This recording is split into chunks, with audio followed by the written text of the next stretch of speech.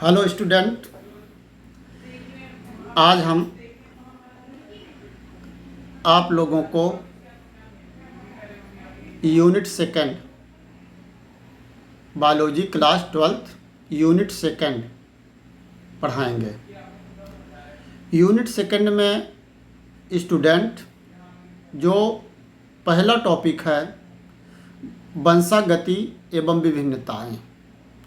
वंशागति एवं विभिन्नताएं, इन दोनों शब्दों को पहले क्लियर कर दूं तो वंशानुगति है क्या। आप पिछली क्लास में ये पढ़ चुके हैं कि हमारे शरीर के अंदर बहुत सारी कोशिकाएं पाई जाती हैं।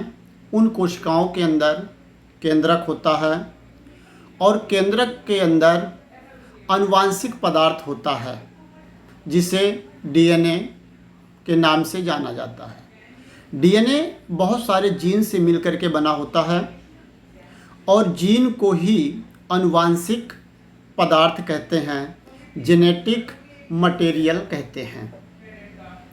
ये जेनेटिक मटेरियल विभिन्न लक्षणों को एक पीढ़ी से अगली पीढ़ी में अर्थात पेरेंट्स से उसके डॉटर में ट्रांसफ़र करने का काम करता है, जिसे हम जेनेटिक मटेरियल के नाम से जानते हैं और सामान्य वे पे हम इसको जीन कहते हैं। वे लक्षण जो माता पिता से उनके संतानों में स्थानांतरित होते हैं या ट्रांसफ़र होते हैं, उन्हें हेरिडिटी कैरेक्टर या आनुवांशिक लक्षण कहते हैं। अर्थात मोटे शब्दों में कहें तो हेरिडिटी प्लस वेरिएशन यानी आनुवांशिकता और विभिन्नताओं को मिला दिया जाए तो जो विज्ञान की शाखा का जन्म होता है उसे आनुवांशिकी या जेनेटिक्स कहते हैं। तो हम लोगों का मेन फोकस इस यूनिट में आनुवांशिकी या जेनेटिक पे होगा। जेनेटिक शब्द सर्वप्रथम 1906 में बैटसन नामक वैज्ञानिक ने दिया था। इसीलिए बैटसन को आनुवांशिकी का पिता कहते हैं। लेकिन कन्फ्यूज होने की बात नहीं है। आप लोग अभी तक पढ़ते रहे कि आनुवांशिकी के पिता ग्रेगर जॉन मेंडल को कहा जाता है। तो यहाँ पे इतनी बात और जोड़ लें कि आधुनिक आनुवांशिकी मॉडर्न जेनेटिक का पिता ग्रेगर जॉन मेंडल हैं, लेकिन आनुवांशिकी के अगर पिता कहा जाए तो बैटसन हैं। तो यहाँ हेरिडिटी और वेरिएशन, तो सर्वप्रथम आज वेरिएशन यानी विभिन्नताओं को हम देखेंगे। विभिन्नताओं का कॉन्सेप्ट आपका क्लियर करेंगे और इसके बाद हेरिडिटी में यानी मेंडल्स लॉ और जो भी आगे के चैप्टर हैं उन चैप्टरों की बात करेंगे।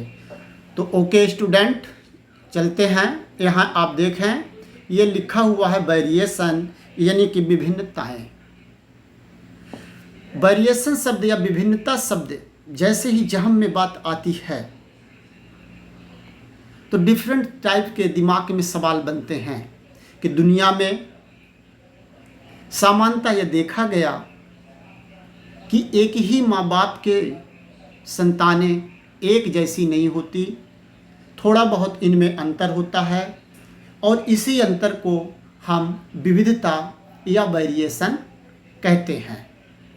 तो हमारे एटमॉस्फेयर में डिफरेंट टाइप के प्लांट और डिफरेंट टाइप्स के एनिमल देखे गए जो आकारिकी में यानी कि शारीरिक संरचना में और आनुवांशिक संरचना में आनुवांशिक लक्षणों में सेम नहीं होते।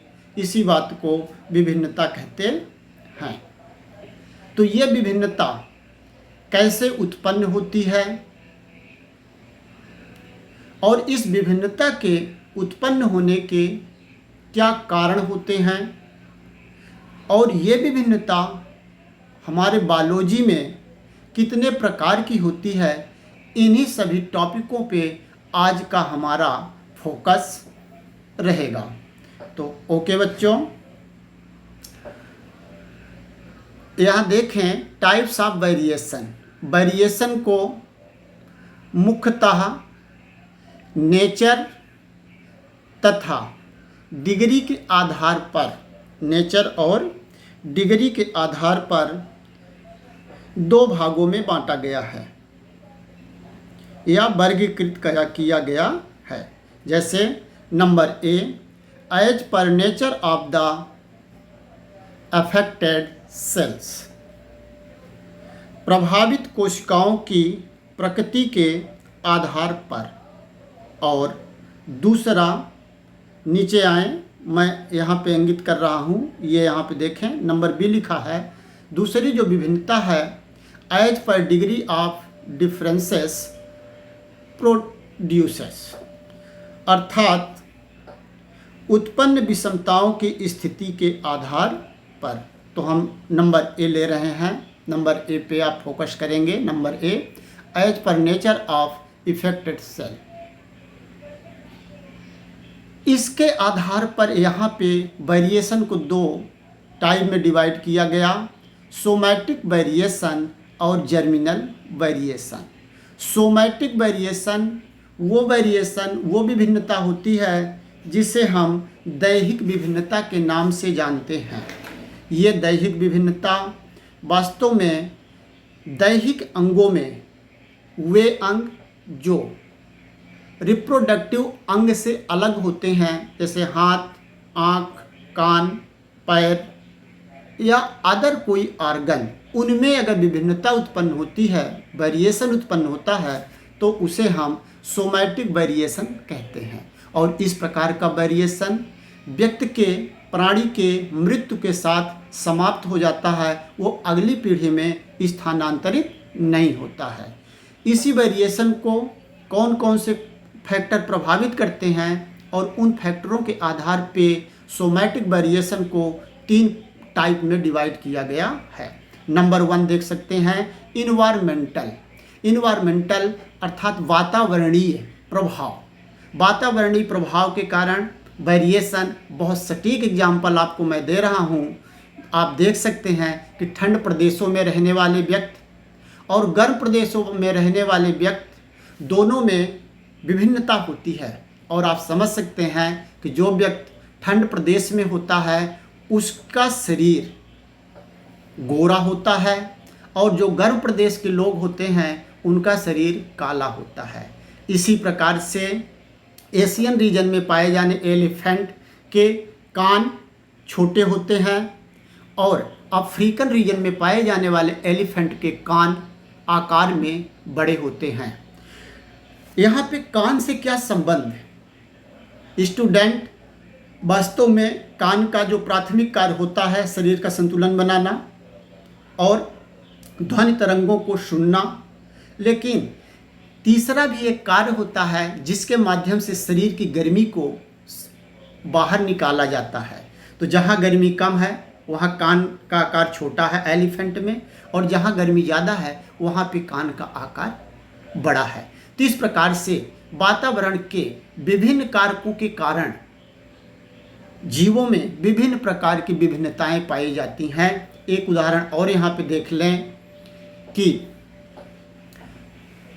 जो स्तनधारी प्राणी स्थल पे होता है उनमें पैर पाए जाते हैं लोकोमोशन के लिए, और जो स्तनधारी जल में होते हैं उनके पैर परिवर्तित हो जाते हैं पैडल लाइक फिन्स में, जैसे कि आप व्हेल में देख सकते हैं। इस प्रकार से अगर स्टडी किया जाए तो इन्वायरमेंटल विभिन्नताएं प्रत्येक जाति के जीवों में अलग अलग स्तर पे स्पष्ट दिखाई देती है।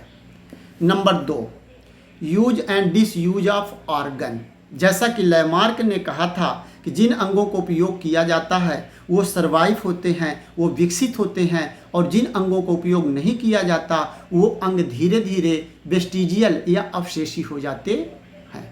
यहाँ पे अगर इस प्रकार के वेरिएशन का एग्जाम्पल दें तो आप कह सकते हैं जब मनुष्य आदिकाल में शाकाहारी प्राणी था तो उसके पेट में पाया जाने वाला वर्मीफॉर्म अपेंडिक्स सेलुलोज के पाचन में मदद करता था, लेकिन जब हम लोग शाकाहार को छोड़कर सर्वाहार रूप अपना लिए तो हमारा वर्मीफॉर्म अपेंडिक्स आज वेस्टिजियल हो गया है।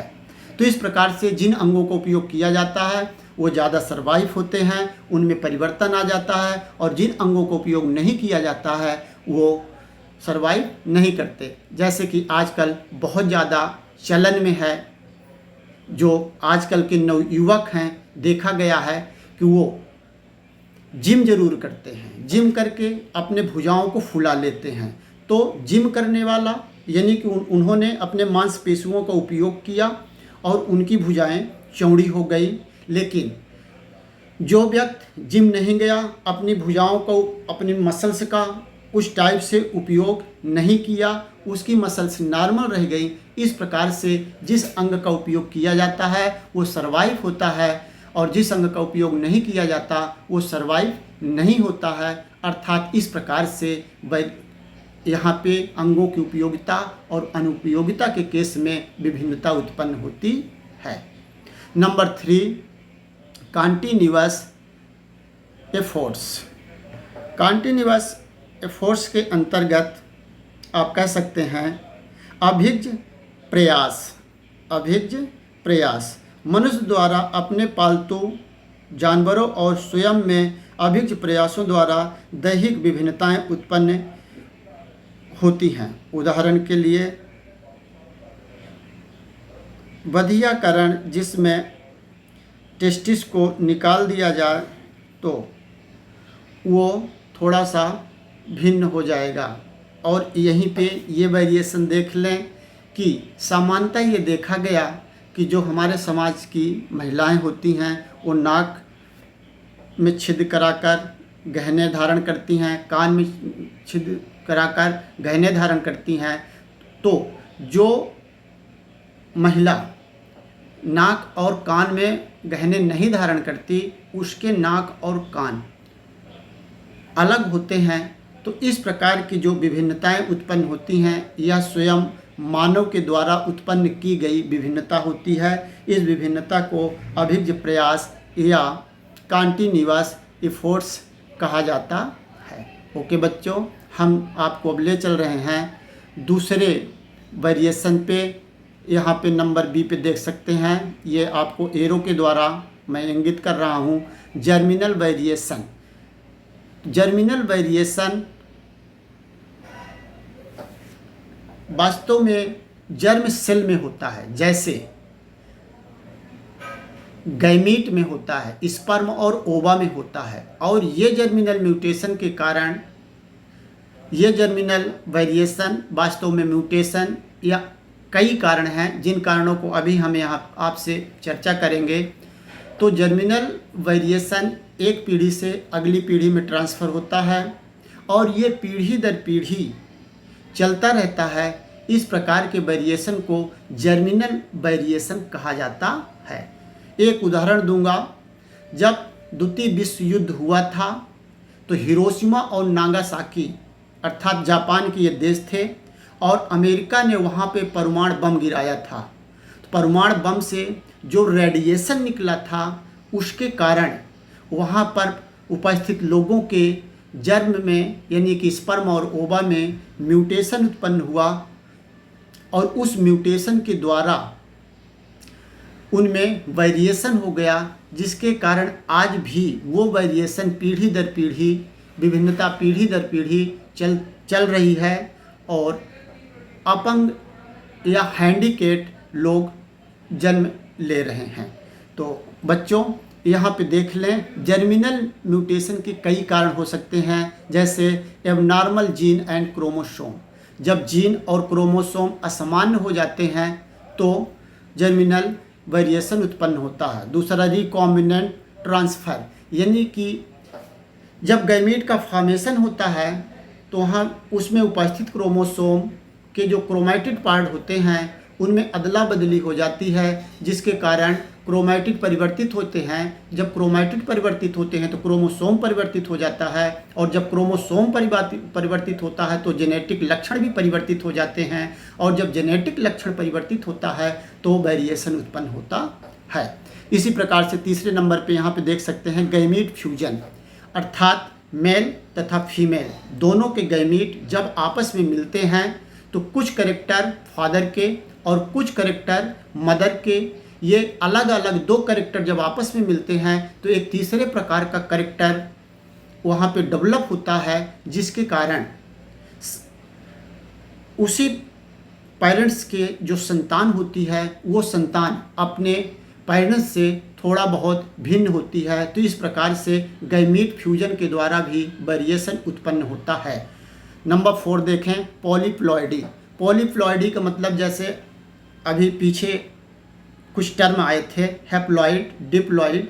Haploid number of 1 set chromosome, diploid number of 2 set chromosome, और पॉलीप्लॉइड में कई सेट क्रोमोसोम हो जाते हैं। जब कई सेट क्रोमोसोम हो जाते हैं तो उन क्रोमोसोम के द्वारा कुछ स्पेशल डेवलप कैरेक्टर उत्पन्न होते हैं, और वो कैरेक्टर वेरिएशन के लिए विशेष जिम्मेदार होते हैं। और आजकल उन्नत किस्म की फसलों को तैयार करने के लिए पॉलीप्लॉइडी, नेचुरल पॉलीप्लॉइडी किया जाता है, जिसके कारण उत्पन्न फसल भिन्न होती है। इसी प्रकार से रेडिएशन के कारण भी वेरिएशन उत्पन्न होता है। इसीलिए ये कहा जाता है कि सूर्य ग्रहण या चंद्र ग्रहण के समय बहुत ज़्यादा बाहर नहीं निकलना चाहिए, अन्यथा गर्भ में पल रहे शिशु पर रेडिएशन का प्रभाव पड़ेगा, और उस रेडिएशन के द्वारा बच्चे में विभिन्नता उत्पन्न होगी, और वो विभिन्नता जन्म के बाद भी कंटिन्यू बनी रहेगी। इसी प्रकार से लास्ट में दिया गया है म्यूटेशन। बच्चों, म्यूटेशन क्या है? क्रोमोसोम या जीन के संख्या में अचानक होने वाला परिवर्तन, सडन चेंज, अचानक होने वाला परिवर्तन म्यूटेशन कहलाता है। और जब अचानक क्रोमोसोम की संख्या में या जीन में परिवर्तन हो जाता है तो उसके कैरेक्टर भी परिवर्तित होते हैं, और जब उसके कैरेक्टर परिवर्तित हो जाते हैं तो व्यक्ति का शारीरिक स्ट्रक्चर भी परिवर्तित हो जाता है। इस प्रकार से जर्मिनल वेरिएशन के अंतर्गत ये 6 हेडिंग आपके लिए बहुत इम्पोर्टेंट थी, जिन्हें आप क्लियर करेंगे। और अब मैं आपको ले चल रहा हूँ वेरिएशन के अगले प्रकार में, यानी बी नंबर पे यहाँ पे देख सकते हैं as per degree of difference produces, अर्थात उत्पन्न विषमताओं की स्थिति के आधार पर, उत्पन्न विषमताओं की स्थिति के आधार पर। तो यहाँ पे वेरिएशन को 2 टाइप में डिवाइड किया गया, कॉन्टिन्यूअस वेरिएशन और डिसकॉन्टिन्यूअस वेरिएशन। कुछ विभिन्नताएं ऐसी होती हैं जो लगातार पीढ़ी दर पीढ़ी चलती रहती हैं, लेकिन वेरिएशन एक ऐसा फैक्टर होता है जिसे हम एक पीढ़ी में या अगली पीढ़ी में बहुत स्पष्ट दिखाई नहीं देता है। तो कॉन्टिन्यूअस वेरिएशन के कारण ही मनुष्य के विकास की प्रक्रिया को समझाया जा सकता है। जैसे आप देख सकते हैं आदिकाल में मानव बंदर के रूप में था, धीरे धीरे कॉन्टिन्यूअस वेरिएशन होते हुए आज हम आधुनिक यानी कि होमोसेपियंस बन गए। होमोसेपियंस मानव का कहाँ से, क्रोमैग्नन मानव से होमोसेपियंस मानव का जो विकास है वो कॉन्टिन्यूअस वेरिएशन है, यानी कि धीरे धीरे सतत होने वाले वेरिएशन को कॉन्टिन्यूअस वेरिएशन या सतत वेरिएशन कहते हैं। यहाँ पे इसे 2 पार्ट में डिवाइड किया गया है, सब्सटेंसिव वेरिएशन और मेरिस्टिव वेरिएशन। सब्सटेंसिव वेरिएशन अर्थात स्वतंत्र विभिन्नताएं जीवधारियों अथवा उनके शरीर में किसी भी भाग में आकार, परिणाम या रंग में होने वाले परिवर्तन को स्वतंत्र वेरिएशन कहते हैं या सबस्टेंसिव वेरिएशन कहते हैं। जैसे नेत्र का रंग, आँखों का रंग, बालों का रंग, नाक, आँख या कान का आकार, शरीर की लंबाई, पौधों की लंबाई, पौधों की पत्तियां इत्यादि के रूप में रंग में विभिन्नताएं, इस प्रकार के वेरिएशन को हम स्वतंत्र विभिन्नता या सबस्टेटिव वेरिएशन के नाम से जानते हैं। नंबर 2 देखें, मेरिस्टिक वेरिएशन। मेरिस्टिक वेरिएशन अर्थात जीवधारियों में अंगों की संख्या की पुनरावृत्ति से उत्पन्न विभिन्नताएं मेरिस्टिक वेरिएशन कहलाती हैं। जैसे सामान्यतः यह देखा गया है कि कुछ लोगों में, अधिकांश लोगों में तो हाथ में 5 ही उंगली होती है, लेकिन कुछ लोगों में 6 उंगलियां भी होती हैं। जैसे कि आप ऋतिक रोशन में देख सकते हैं, और या तो देखे ही होंगे। तो ऋतिक रोशन जो हीरो हैं उनमें 6 उंगलियां हैं। तो विभिन्नता आ गई, और ये जो विभिन्नता है, इस विभिन्नता को हम मेरिस्टिक विभिन्नता के नाम से जानेंगे। फिर आगे चलते हैं। Number B, discontinuous variation.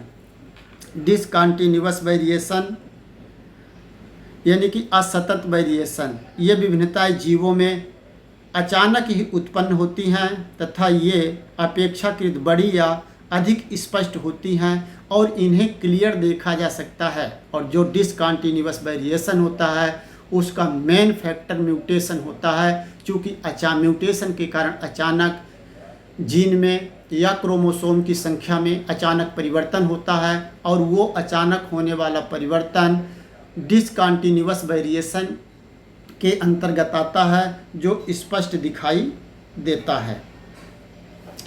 और डिसकंटिन्यूअस वेरिएशन ही नई जाति के उत्पन्न होने के लिए मुख्यतः जिम्मेदार होता है।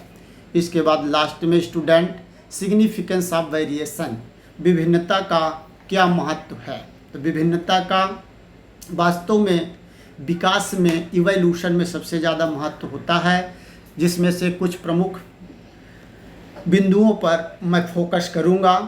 तो जैसे नंबर विभिन्नता का जो महत्व है, इसमें आप देख सकते हैं। नंबर 1, विभिन्नताएं विकास के लिए कच्चा माल उत्पन्न करती हैं। यानी कि जब विभिन्नता होती है तो व्यक्ति का विकास होता है। नंबर 2, विभिन्नताओं के ज्ञान से लाभकारी जंतु एवं पौधे प्राप्त किए जा सकते हैं। नंबर 3, विभिन्नताएं आनुवांशिकता का आधार होती हैं। यानी कि आनुवांशिक पदार्थ ही जब परिवर्तित होगा, वेरिएट होगा, तभी विभिन्नता उत्पन्न होगी। इसलिए विभिन्नता को आनुवांशिकता का आधार कहा गया है। बदलते पर्यावरण में विभिन्नताएं जीवों को अनुकूलित करने में सहायक होती हैं। यानी कि वो प्राणी जो वातावरण के अनुसार अपने आप को सर्वाइव नहीं करता है, नहीं ढल पाता है, प्रकृति उसका सिलेक्शन नहीं करती है, और जब प्रकृति उसका सिलेक्शन नहीं करती है तो उसका विकास नहीं होता है। जैसे कि आप देख सकते हैं कि वास्तव में रेप्टाइल्स जो सरीसृप प्राणी होते हैं, ये मुख्यतः स्तनधारी प्राणी थे, लेकिन जब स्थल भाग में आपस में इनमें प्रतिस्पर्धा हुई, जातीय या अंतर्जातीय प्रतिस्पर्धा हुई, तो ये अपना निवास स्थान, अपने आप को सर्वाइव करने के लिए पानी में चले गए। जैसे मगरमच्छ, कुछ पानी के सांप और कछुआ वगैरह, ये सारे। तो ये विभिन्नता के ही सिग्निफिकेंस हैं। विभिन्नताओं के कारण ही जीवों में स्पष्ट विशिष्टता उत्पन्न होती है। यानी कि जब विभिन्नता उत्पन्न होती है तो वो व्यक्ति विशिष्ट हो जाता है, यानी कि एडवांस कैरेक्टर हो जाते हैं, और जब एडवांस कैरेक्टर हो जाते हैं तो वो समाज में विशिष्ट हो जाता है। तो इस प्रकार से विभिन्नता विशिष्टता की माँ कही जा सकती है। इसलिए विभिन्नता उत्पन्न होना स्वाभाविक होता है और वास्तव में विकास के लिए या किसी भी व्यक्ति के व्यक्तित्व के लिए विभिन्नता उत्पन्न होना मील का पत्थर कहा जा सकता है। तो ओके बच्चों, आज यहीं तक। कल आपको अगला टॉपिक मैं लेकर आऊँगा। तब तक पढ़ते रहिए, खुश रहिए। Okay, thank you.